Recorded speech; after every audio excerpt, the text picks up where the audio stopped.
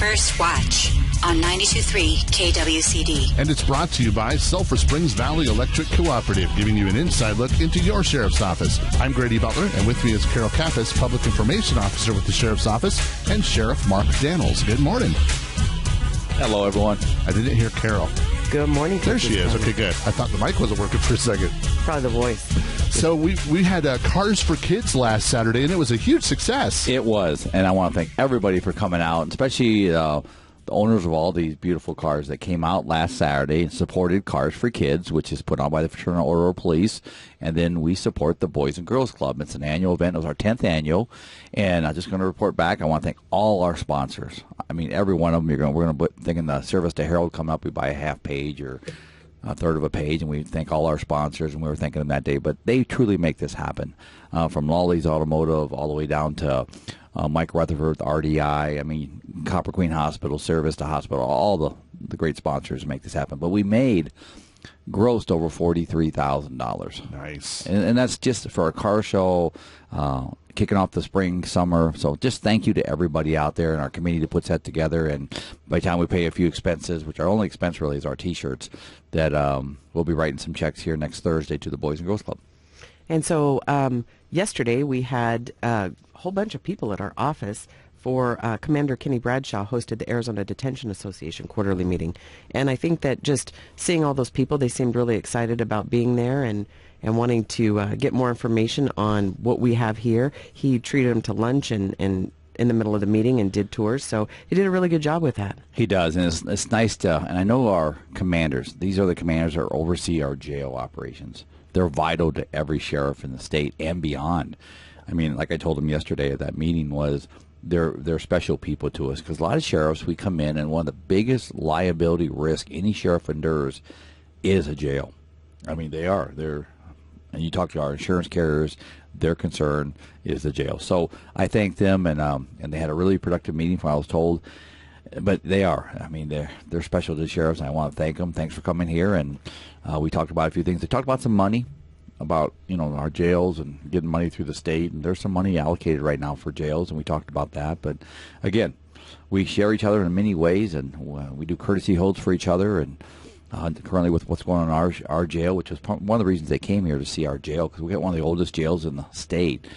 So we talked about that and where we're going, and hopefully we get some movement on our jail still. And the Cochise County Sheriff's Office had an awards ceremony on Tuesday. We're going to have it, actually. Oh, it's this coming Tuesday. It is coming, yeah. Threw me. Sorry. Ooh, that was a baseball curve. It's like, ooh, I missed it. My notes say Tuesday. I thought past. No. Future. It's this Tuesday. We're doing our annual meetings for recognizing our tenured employees every 5 year, 5, 10, 15, 20. And then we're also recognizing our annual awards and our quarterly employees, which we recognize the civilian, which is our support, our volunteer, sworn, and our retention officer of the quarter. And then at the end of the year, we pick the officer, deputy, and support and volunteer of the year. So again, it's nice to get back. We kind of suspended that for what we did. We suspended that for a year because of COVID. So it's nice to get back on track and get some normality back within our office. So we're excited.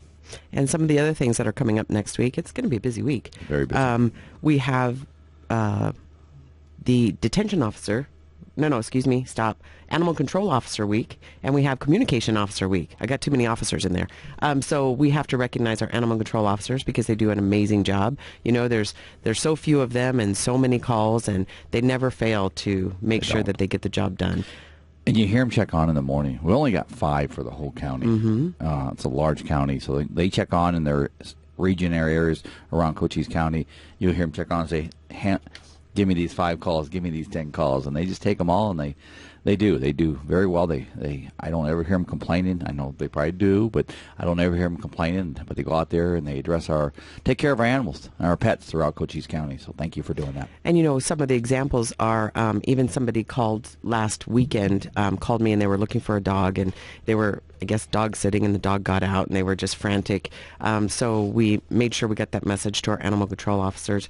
And first thing, Monday morning at like 5:30, I get a text message from one of them saying, hey, I took that animal to the Douglas shelter because that's where there was an availability. So I got back to the person. They were so happy because it was already from Friday night to Monday morning, but they were able to retrieve their loved pet. And it was all because our animal control officers are really dedicated to doing that. And saw another one on a Facebook post last night where there was a Rottweiler that they found and wanted to make sure that they got it back to its owner. And it's not just picking up dogs. I'm going to just, for 1 second, we've had an animal control officer, Lori Nichols-Wright, in our office this past week or so, working really hard on that one case where the animals attacked the father and son. Yes. And it's not just, a 5-minute thing where you pick up a dog and you take it to a shelter. She's put a lot of hours into this, and every single one of them put a lot of hours into what they do. So again, thank you. And then on top of that, Communications Officer Week. So our day to celebrate with them is the 14th, because every agency through CCOM takes a day. So ours is going to be Thursday, so hopefully we'll be able to find something that's going to be better than everyone else's. Well, that voice keeps us safe every day when it comes to our communicators. I mean, they do. They keep us safe. They keep us on track. They correct us when they need to, which I respect. Trust me, over my 4 decades of law enforcement, they've corrected me quite a bit. I'll just say that. But they do. They keep us safe, and they keep us going in the right direction and updated. And it's a tough job to sit there, calm somebody down on 911, plus get the resources in place going there and continue that balance. And I do. My hats are off to all of them over there. And you did talk to Congress this past week. I did. I testified on Wednesday? I'm trying to think what day I testified. Wednesday. Yeah, Wednesday in front of U.S. Congress on the Subcommittee for Border Security and Operations. And a lot of it was titled around 42, the health CDC that restricts those coming in the country because of the health pandemic. So we spoke about that. But one of the things I really focused on was the state of the border, on the southern border, and where people have forgot, A, the rule of law, and number two is, because we're seeing, we're going to talk about that in a minute, I'm sure, but second of all is the fact that those are two different programs. Immigration reform is one, public safety under border security is the other. And unfortunately, the money they're putting in toward the immigration side, what they're doing is neglecting the public safety side, and that's why you're seeing the FTYs and the drugs throughout the country right now. You name it. We have to have a balance, and this is something I said to them, and I'll say to you all, is the fact that we got to remove politics out of this to secure our border. But number two is we need elected officials to quit worrying about being reelected and just do what's right and fulfill their oath of office. But so many people are so worried about reelected, they either hide from the topic or they find a political affiliation so they can get reelected. I'm sorry, folks, that's wrong. Do what's right for the people that elected you. And that's one of the things that you did stress when you were talking to them. And you also met with the governor on Tuesday. We had a meeting at the Capitol with some senators, with Senate leadership, House leadership, governor's team, in regards to border. I've asked for, they threw out some ideas at us they wanted to do with a company, a consultant group. It would have cost $2.2 million a month doing different things down here, and I'm going to get in detail on it. But the long story short is we don't have the infrastructure. I was very vocal on this. I don't have a jail that has the capacity. I don't have a jail that can even house what it is right now. It's such bad shape. Number two is I don't have the deputies. We had 16,000 gotaways in February just through this area of the state, and then another 22,000 encounters, and only 995 were released back to Mexico. 21,000 were released. So just put that in perspective, 36,000 came through the southeast corner of the state of Arizona. So, yeah, do we have a challenge? We have a huge challenge right now. We know that. We're recognizing it. We're addressing it the best we can at a local level with state authority. So to bring in all this technology, but want to identify, we know they're coming through. There's no question about it. But I got to have the infrastructure. We got to have a better grassroots plan that I think the governor, and this is what I requested, the governor needs to address with us, along with DPS, our local police chiefs, and our community, whatever we do here. For example, they wanted to bring 71 individuals from out of the county, non-law enforcement people, to come in and start enforcing the border. Folks, that ain't going to work. Policing comes from within. I have a great community out there. I thank you. That's eyes and ears for us, that works along with us. They support us. I know them as much as they know me. It's a great relationship. That's how you police community. You don't bring people from all over the country here, and that's something I've always worried me is I have no discipline with those people, which means I don't know who they are. I don't know what their intent is. If something bad happens, I and the taxpayers are going to be responsible for that because I sanctioned it. So, again, I said no. They wanted to pay these people $63 an hour. That's over 3 times what my deputies make. So for a month, and I'm like, no. I have 100 volunteers vetted that are out there working right now regarding border issues and community issues. So I shut that down for this county. We will continue to find what I call balanced, reasonable solutions, working with our federal partners, state partners, and local. But it's got to be acceptable to the local community before I'll agree with it. And you've also been working with the governor for a new building. Do we have an update on that? Yes, we do. In fact, Juan Ciscomani, who is the senior advisor for Governor Ducey, was here yesterday. We gave him a tour of the facility. This will be the first operational center on the southwest border that's a collective center for enforcement, education, prevention, sex trafficking, you name it. We're Intel, National Guard, camera room. It'll be all under one roof, and that's here in Sierra Vista. The buildings, in fact, there's a meeting next week to start designing it. The governor bought the building for us. They're going to pay for the infrastructure, the build out. So we're really, really excited about this.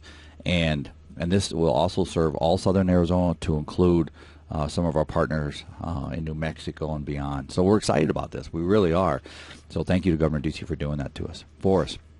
And you're also going Sunday to a Southwest Border meeting in El Paso. Yeah, I'll be pulled out here Sunday. I got a meeting Monday. It's a roundtable in El Paso with federal, state, and local sheriffs, of course, regarding border security and some of the collective efforts from Western Sheriffs, National. They'll be there, and of course, our border sheriffs on what are we doing, what's working, what's not working, what do we need, what campaigns do we still need to put out there. Part of this is marketing, and you're doing an amazing job with that, Carol, on social media. I'm hearing it from the community to let people know, here's a snapshot of what's going on. Here's a snapshot. People want to know what's going on, and I think that's why we're getting so much support. They respect why we're doing what we're doing right now, and it's not politicized, it's not sensationalized. It's truly letting the people know we have an issue, and we're doing everything we can to address it, and also, most important, keeping them safe.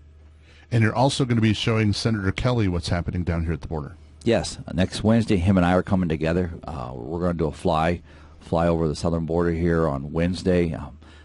First time him and I will be on the border together since he's been elected. We've talked numerous times. I've dealt with him quite a bit compared to his colleague, Senator Sinema. But either way, we're going out there next Wednesday. We'll have a long discussion with him on. I've asked for him and Senator Sinema and Governor Ducey and sheriffs to stand united with the PSA, public service announcement, to secure our borders and protect Arizona. So that will be a discussion when I see him next Wednesday also. And that all boils down to what we're seeing now. So this is what you're wanting to get the message out about. So moving on to Operation Safe Streets, that's what people are looking at right now. And it's the multi-agency approach to making sure we keep our citizens and our communities safe. So there was an incident yesterday is the most recent one. Yeah, we had a call working with our partners and all this that there was a vehicle just picked up down there by Palominas, Hereford. As our deputies pulling up, spots the vehicle. Coming up the highway on Hereford Road, the vehicle pulls over. The illegals jump out of the car and run. The smuggler driver, takes off at a high rate of speed. Border Patrol went after the illegals. That's their job. We actually pursued the criminal aspect of it, and that was the reckless driving. So the deputies followed the vehicle, pursued the vehicle into Sierra Vista. Sierra Vista PD jumped on that with us. Well, we had a helicopter join us, which is one of the things I'm asking Governor Ducey for is air support, 24/7 air support that we need stationed right here in Cochise County. Because a lot of our pursuits, if we can get a helicopter, we can reduce, we can back off on our driving. So the helicopter was right over top of it, came into Sierra Vista. We had backed down a little bit because of the community and community safety. As the vehicle came through, reckless, went through a school zone. Excuse me, my allergies are kicking. Came through a school zone, lost control, hit a block wall, and then hit a female riding her bike. That's that discussion throughout Cochise County. Here we go again, and I'm so blessed that she was not killed. Very fortunate, and I wish her well for recovery. But this is what we're trying to stop, and this is what we're trying to address. And so again, we will keep this up. We will do everything we can to keep awareness going, education going, identify these smugglers. And I just got to say this. I truly think it's working. We're seeing some intel right now through social media, And we're trying to get social media stop doing the recruiting too, by the way, folks. And we're working on junctions with that. But we're seeing where they're saying Cochise County's hot, which means don't go to Cochise County. Go to another county where they don't have the aggressive enforcement like we have. And now they're doubling. It's $2,000 per person instead of the $1,000. So you can see we're putting the pressure on them. I want them to break and say, no more. We're not going to Cochise County. And then we can all go back to what we call the quality of life that we expect here in Cochise County. But it's going to take a little more work, no doubt about it. It's going to take a lot more effort to do this. It's costing $17,000 a week to run these details for us. That's just the sheriff's office, $17,000, and the state of Arizona, Governor Ducey's paying that bill for us. So again, I thank him for that. And a lot of questions that we have when we post these things are, why are we not charging them with smuggling? Why are we not charging them with these types of crimes? And I think that that's something that you have addressed before, but if you would address it again. Immigration enforcement is exclusive to the federal government. I mean, it's a federal statute. It's not a local state statute. We look at the criminal interdiction side of it. What violation of law did they commit on a state side? Suspended driver's license, reckless driving. Yesterday was attempted murder because they hit the bicyclist. So we address those kind of crimes, and we do. There's a zero tolerance approach. I had a stop the other day where 82 miles an hour in front of a school, stopped the individual. The story didn't jive. I'll just say it right now. It made no sense. He couldn't answer the right questions. Where you're going? Who's your friend? What's his last name? I don't know where he lives. I don't know his last name. He's from out of county. Obviously, they're down here for the wrong reasons. And but he was suspended for a prior DUI, speeding, no insurance. We towed the vehicle. That's what I can do at a state level, and I did. I towed the vehicle and charged him for all those violations. And I'll just tell you, folks, we tell the people, we know why you're here. We know what he was here for. We told him that. Don't come back here. If you want to come back, enjoy our beautiful county, do that. But don't come here and commit crimes. I'm just telling you straight up. So we have a shared message to these people that want to come in our county and commit crimes and smuggling. But Border Patrol, shout out to them. They're addressing it the best way they can, but they fall under federal policies and federal administration. So they're doing everything they can, I can tell you right now. But again, we work collectively, and last night I was out on a detail till about 9:30, 10 o'clock, whatever it was, and watching the collective effort of everybody. You know, hey, you got 6 right here on the highway. You got a car picking them up, and boy, my team's right there. And then we have our interdiction points for spikes, taking these people down. So again, it's working. And what we put on our Facebook is a snapshot of what's really going on throughout the day. But it tells people that we're out there. Because if we weren't doing nothing, the community has a right to beat me up on that, and they should. And so a lot of on the flip side of that, you just said the vehicle was towed. People think that the sheriff's office is going to have a massive car auction any day now, and that's not how this whole thing works. It's not. You know, thanks to our state laws, our state legislative folks. Let me just hit on that for a minute. We have fought for the last 5 years to hold RICO, which is our racketeering crimes, where you got people selling dope to kids and selling drugs in communities, and we take them in there and we seize their assets, illicit assets that were gained by illicit crimes. The state of Arizona has locked our hands on that. We used to take money and give it to schools for weight rooms so kids can be healthy, and give programs by, you name it. If a school needed something, we gave them the money, which was vetted through our county attorney's office for a legality check. I call it cleansing the funds and giving it back to the community and nonprofits. But the state of Arizona shut that down. And I testified up at night. The senator that was pushing that used an example out of Texas, where the Texas state trooper stopped somebody, had an ounce of marijuana, and boy, they seized his house and everything like that. Folks, that is almost unheard of. And I even called them out and said, first of all, you had to go to another state to find the bad example. Number two is, that's almost unheard of unless the ounce was something collected with a criminal investigation, where it means they got this guy on all kinds of stuff. But we don't seize houses for an ounce of marijuana or even an ounce of meth. We still don't do that. But thanks to the state, they took our RICO laws from us on that. So we don't seize cars like that. And we're not a for-profit. We call a tow truck, they come get it based on what the offensive tow is. It's either a 20-day impound, or we tow it, and then they have to pick it out of the impound and pay a fee to the tow company, not us. We don't make money off this, and that's not the business we want to be in. So for your safety message of the week, I know you want to talk about red and blues and sirens. We do. with the issue continuing, with the pursuits, again, another example yesterday, be careful out there. You see these red blues, and I've seen it. People are driving different. They're actually recognizing this show. I had a lady, I got to give her a shout out here. Saw her at the Cars for Kids last week, and she told me, she goes, her mom listens to the show every Friday morning. Thank you for listening to us. We got 3 fans out there. My wife listens to. But she says that ever since she listens, she has not been stopped and got a ticket. So there's a safety message that's being heard from her. Thank you for listening to us. But bottom line is this: when you see the red and blues, pull over to the right. And I tell you, people are truly attentive of what's going on here. Last night at 8:30, we chased a suspected illegal at Speedway on Ramsey 92. Took off. Saw the deputy, took off, ran into the brush toward the houses, which is a big concern of ours. We set up a perimeter. We were doing the wash. So we done, because he's waiting to be picked up there. So I went back. I parked in the Speedway parking lot, and here's a car parked there, backed in. The guy sitting there by himself, and I'm watching him. He knows I'm watching him. He gets out, and he starts walking to me. So I get back out of my sheriff's car, and I said, can I help you? And he goes, hey, I just want to tell you, I thank you guys for what you're doing, but I'm picking up my son here in a few minutes. I'm not one of them, but I just want you to and thank you for what you do.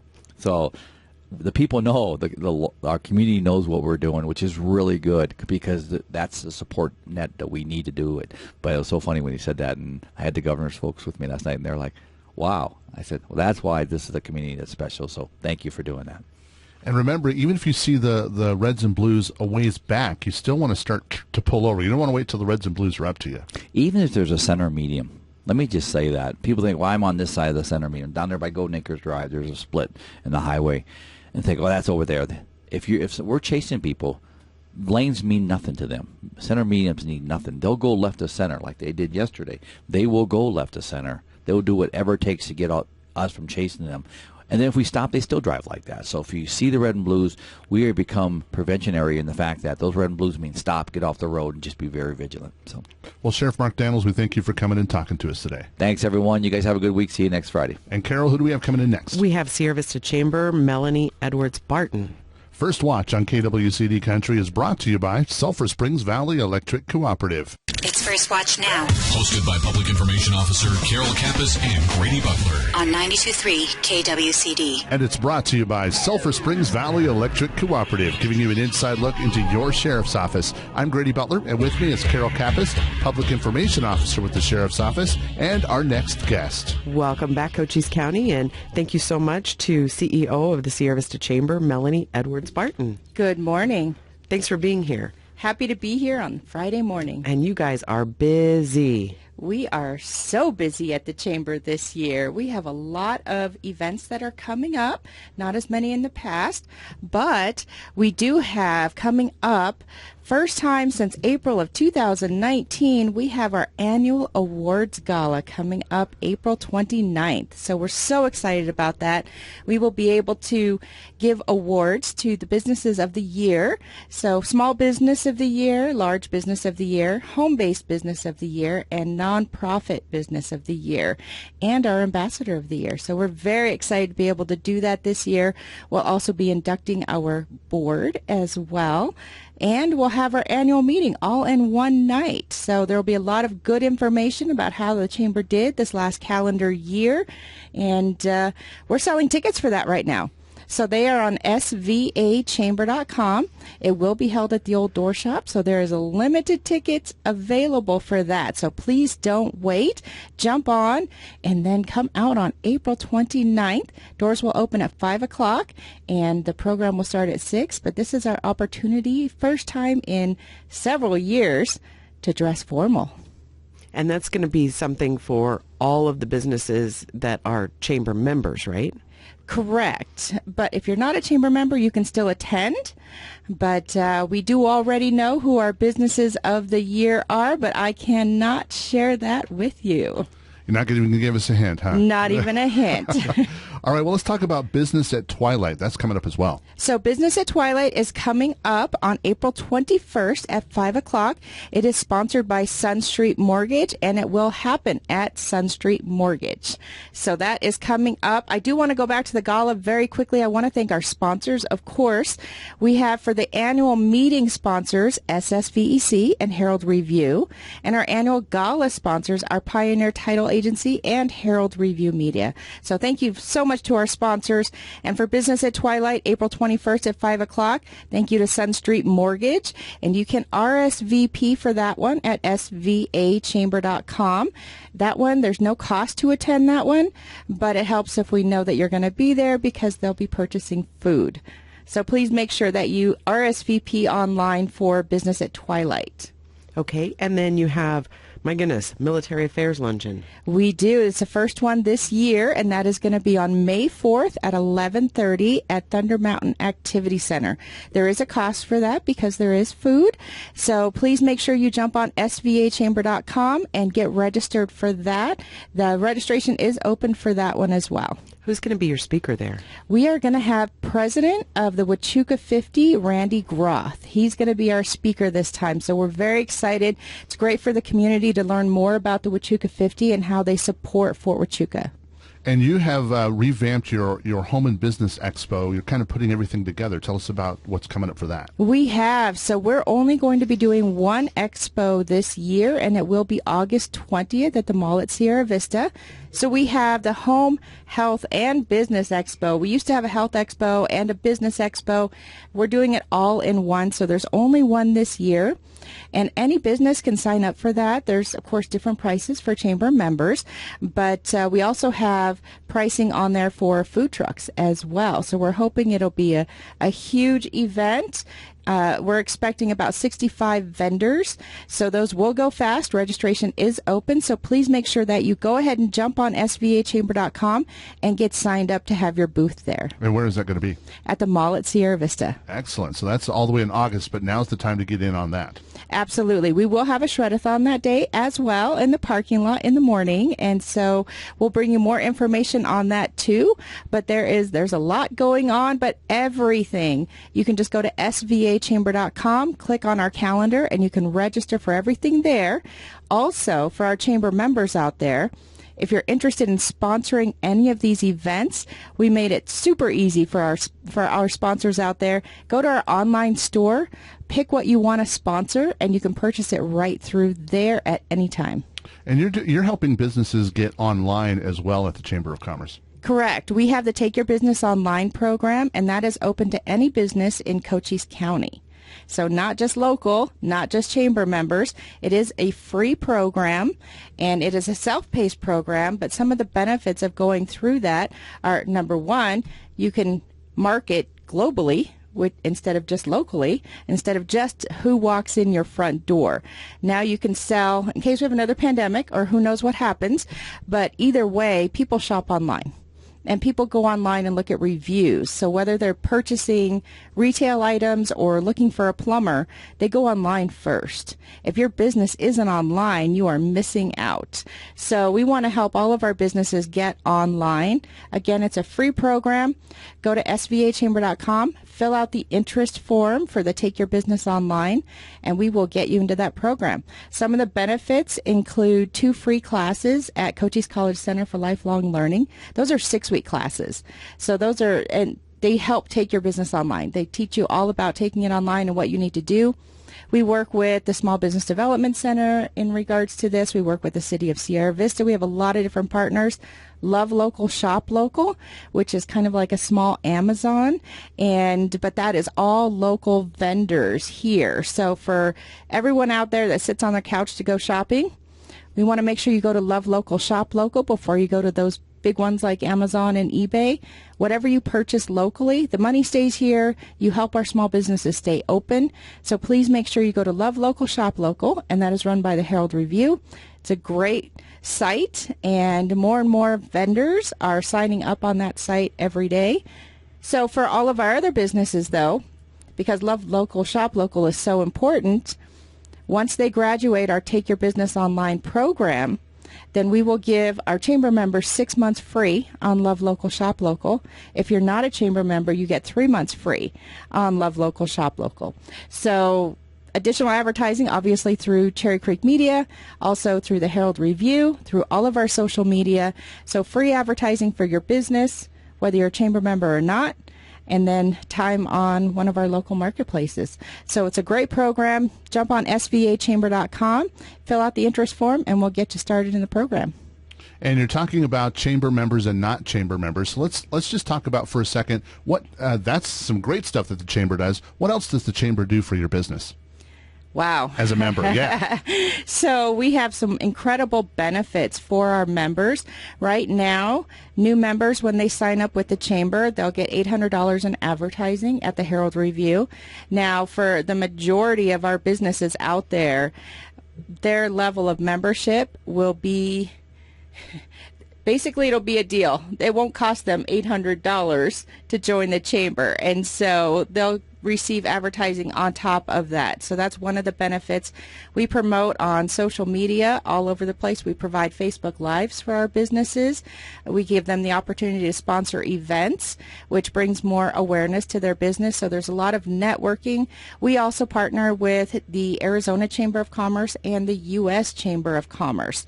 And so we oppose or support legislation that supports businesses locally in our area, and so that's really important for our businesses to learn what the chamber is doing behind the scenes to help support their business. So that's just a few of the things that we do, but there's a myriad of benefits that come with that. And part of membership is also supporting your local community. When you support your chamber, when you become a member, the chamber grows and the chamber gets stronger, which makes our voice stronger, which gets us more leverage when we're talking with legislators, when we're talking about legislation. And so that's really important that we have a voice and that we're relevant down here. When the chamber is relevant, Sierra Vista is relevant and Cochise County is relevant. So another thing that we're doing this year is it's a big voting year this year. So we have a lot of candidates that are coming. We just had a candidate for governor with us yesterday, and we have another one coming at the end of the month. We have a candidate for Congress coming in a couple of weeks. So the whole idea is to talk with these candidates, and whether or not they end up getting voted in, they know about us and they know what our needs are down here. And so that's really, really important for our area, that these potential candidates end up knowing what we expect and what we need, and that we build those relationships. So to cover all of the stuff that we've just talked about today, whether it's getting tickets for your gala or becoming a member, how can they get a hold of the Chamber of Commerce? Oh, it's super easy to go online at SVA Chamber. That's short for Sierra Vista Area. So svachamber.com is the easiest way. All of our information is right there. Well, we thank you for coming and talking to us today about the Chamber. Thank you. And Carol, how do they get a hold of us at the Sheriff's Office? You can reach out to us at 520-432-9500 or on our social media sites. Our Facebook is Cochise County Sheriff's Office, Sheriff Mark J. Daniels, and that'll take you to our Twitter and our Instagram as well. Or you can go to our webpage at cochise.az.gov/sheriff. First Watch on KWCD Country is brought to you by Sulphur Springs Valley Electric Cooperative. You've been listening to First Watch with the Cochise County Sheriff's Office. Hosted by Cochise County Public Information Officers Carol Kappas and Grady Butler. Join us again next Friday morning, 7 to 8 a.m. First Watch. What you need to know from the Cochise County Sheriff's Office. Only on 92.3 KWCD.